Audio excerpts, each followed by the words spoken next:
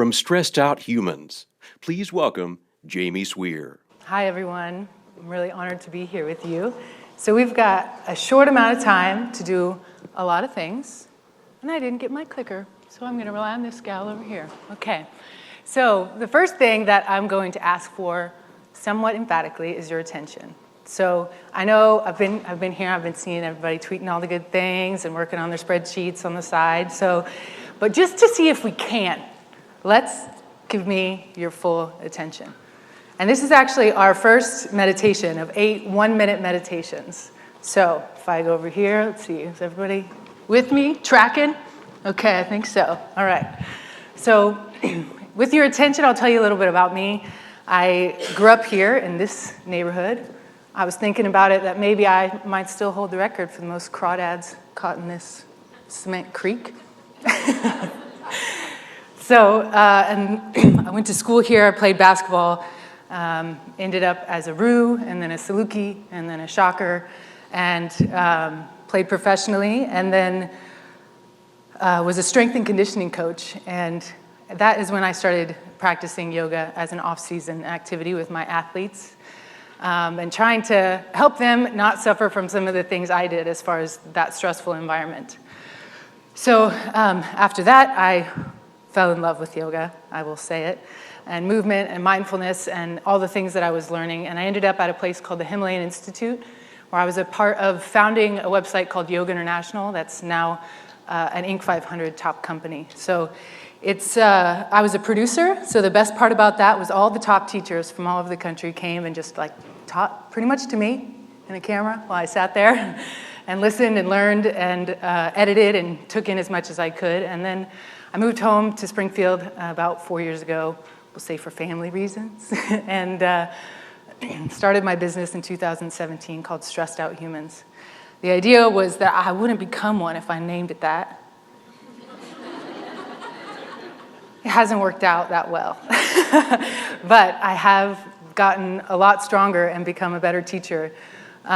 So being a teacher of yoga and mindfulness and meditation in Springfield, I don't think that I haven't thought there might be easier places to do this, but this is my home, and so this is where I like to share what I've learned. And I think that the things that I teach are very relevant and very necessary because the advertisers want your attention, everybody wants your attention. I like to say it's the most valuable thing you have, and I love what I do because I give it back to you. So we'll move forward into our practice. You paid attention well. Thank you. I'm glad to be here with you. Next phase is to ground your feet. So either sit back to the back of your chair or come forward. I'm going to get bossy now. I'm going to just speak action. So when you come to one of my classes, you won't hear a lot of fluff, I'll be honest. I just say, do this, do this, do this. And so you're learning to take action in your body in a certain kind of way. So grounding through your feet is grounding. Everybody ever say, I just need to ground. Something's up with me. This is what you do. Remember that you have feet and a body, and then bring your attention to your breath. And then see if you can bring your hands one to your low ribs and one to your low belly. See if you can feel breath move all the way in and down there. So by bringing breath in and down, you're moving your diaphragm. This is what creates vagal tone. I could go into a nervous system rant. I won't. Well, because we'll feel it and practice it. So bring your breath in and down. See how much you can move your rib cage out to the side, how much you can move your belly with breath. This is the only thing we're doing right now, so do it.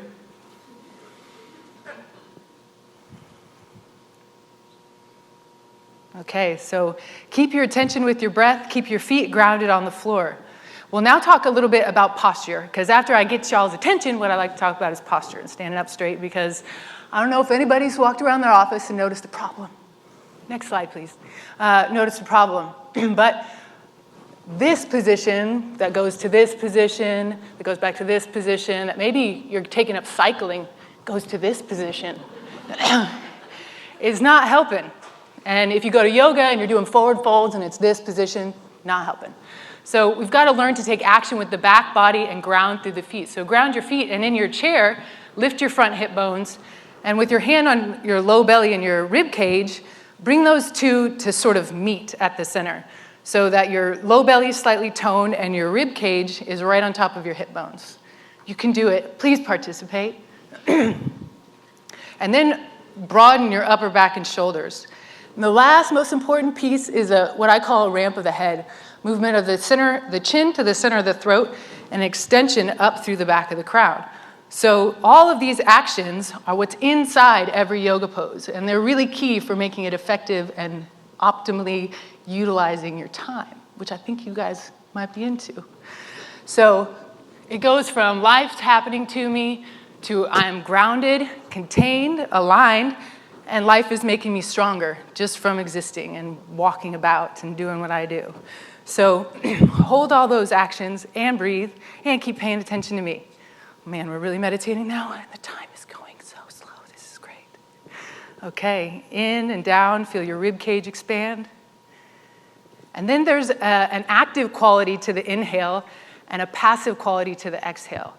I mentioned that I won't go into the nervous system rant, but it's the passive quality of the exhale that starts to create this environment for parasympathetic function and homeostasis in your body. It's a state you want to visit every day.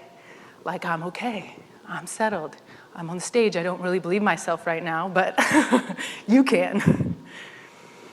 So in and down, as much movement with breath as you can. If you're not doing it, why? Why aren't you doing it?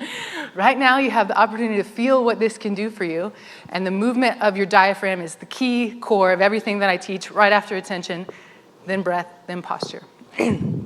Okay, so ramping the head, remember it, breath, remember it. Then we'll move into the watchwoman meditation. So connect deeply to your senses.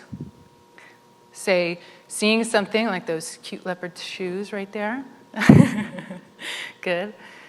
Okay, now that we've gotten your attention and grounded, how many people have read that you should do some movement, mindful movement and meditation in some sort of article, magazine, some book that you trust?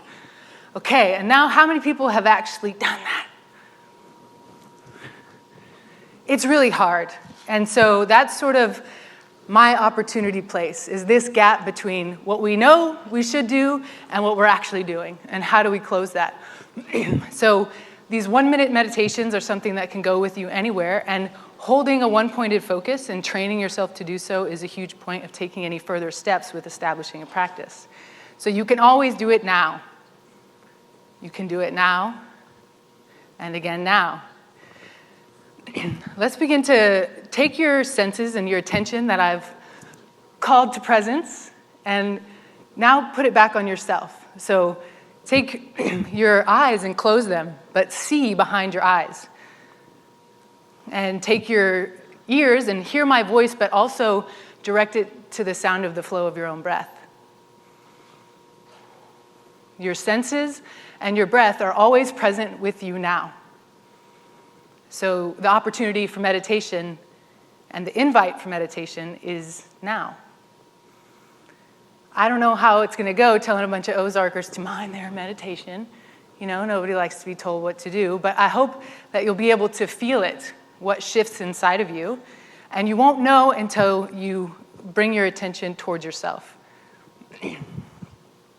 A few more deep breaths.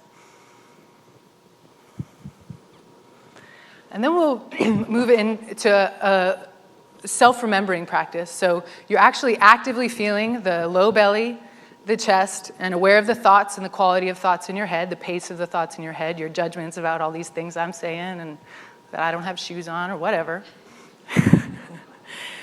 But just feel that. Be with that. On the inhale, have more awareness about what's going on with you, and on your exhale, soften around whatever you find. So these are all, if any one of these stucks, they are all a meditation, and they all count. Apply them in your life. You can find these audio recorded 8 meditations on my website, Stressed Out Humans.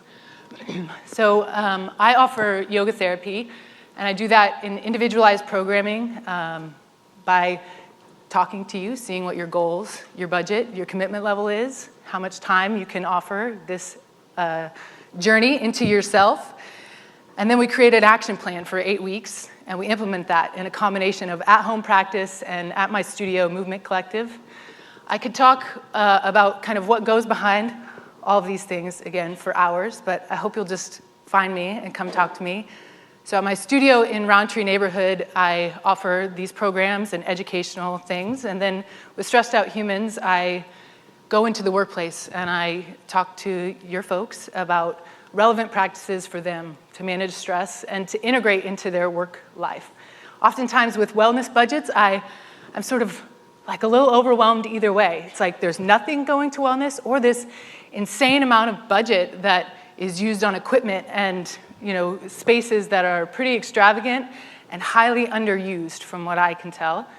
So I find that my job is to integrate it into your work life. So remembering and then having an action that you can do that will help support countering your life.